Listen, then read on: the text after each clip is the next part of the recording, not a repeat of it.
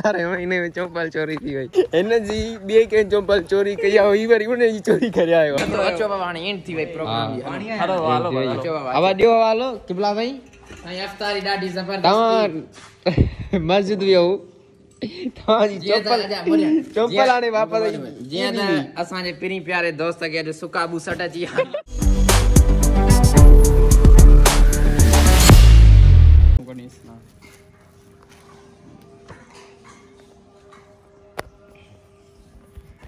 अस्सलाम वालेकुम दोस्तों मां आहियां अॼु पंहिंजो दोस्त सिंधियतर 6 व्लॉग में असां गॾु आहियां अॼु असांजे अफ्तारी पार्टी रखी वई आहे पंहिंजे दोस्तनि पारां ईअं सम्झो त असां डोनेशन करे ऐं हिकिड़ो अफ्तारी प्रोग्राम ठाहियो आहे घरा रहंदा त घणी अफ्तारी कईसीं पर संगत सां करण में मज़ो ई पंहिंजो आहे सो अहिड़े तरीक़े सां अॼु आया आहियूं अलहमदुलिल्लाह 5 रोज़े जी अफ्तारी करणु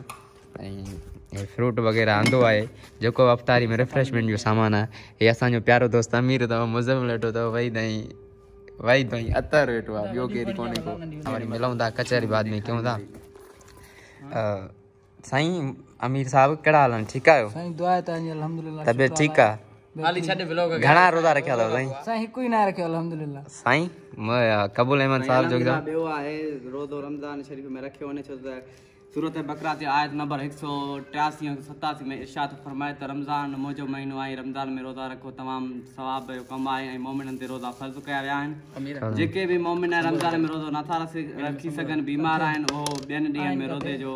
रखी उन जो सवाब पूरो करे सघनि था लेकिन रोज़े जी माफ़ी न आहे तव्हां घणा रोज़ा रखिया आहिनि ॿियो आहे अल्हम्दुलिल्लाह अच्छा माशाल्लाह साईं तव्हां पंहिंजो ॾिजो मोकिलो साईं साईं असांखे अॼु अल्हम्दुलिल्लाह चौथों रोज़ो आहे माशाल्लाह कीअं थो वक़्तु गुज़रे अल्हम्दुलिल्लाह बहितर थो गुज़रे सुभाणे जा ॾींहं आहिनि माशाल्लाह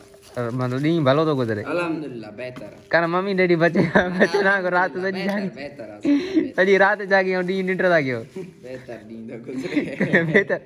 माना कमु वग़ैरह कोन था कयो निंड था हली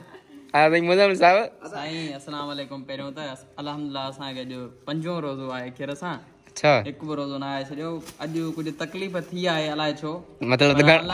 अॻिते बि रोज़ा शायदि अॼु घणो जाॻिया हूंदव न जाॻिया असां अॼु कोन असां राति अॼु ई सुता हिन राति सुता हुआसीं पर तंहिं करे असांखे तकलीफ़ थी आहे इहो ई त मसलो आहे बाक़ी अलाह जो शुक्र आहे रमज़ान में इहो आहे जो निमाज़ पढ़णु नसीब थिए थी पाबंदी कयूं था हिन शइ जी हूअं बि करणु खपे असांखे पर जेको आहे सो नथा कयूं पर हिन महीने में असां पाबंदी कयूं था बिल्कुलु संगत थी वई हाणे वञूं था असां निमाज़ ते निमाज़ पढ़ी पोइ अफ्तारी कंदासीं केरु वेंदो त पोइ संगत आहे वरी हींअर गॾु आहियूं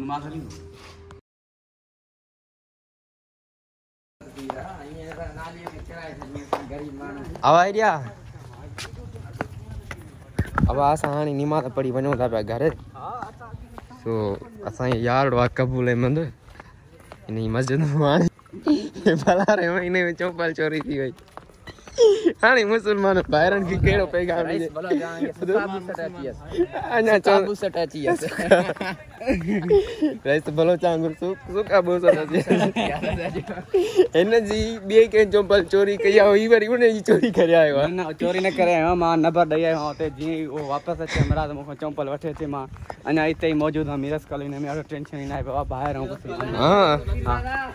माना एड्रेस ते फुल ॾेई आयो अथव सर सर बिल्कुलु नंबर बि मां पंहिंजो लिखायो आहियां उते शहर छोकिरो आहे पंहिंजो अच्छा हमरा चंपल चोरी करे आयो अथई कहिड़ा आयो चंपल ग़रीब जी हा भाई आवा जल्दी कयो भला छा आहे अरे अमीरो वेठे छा कयो था में तो चाट कोन लाथी आहे तो बस तकबुरुल्लाह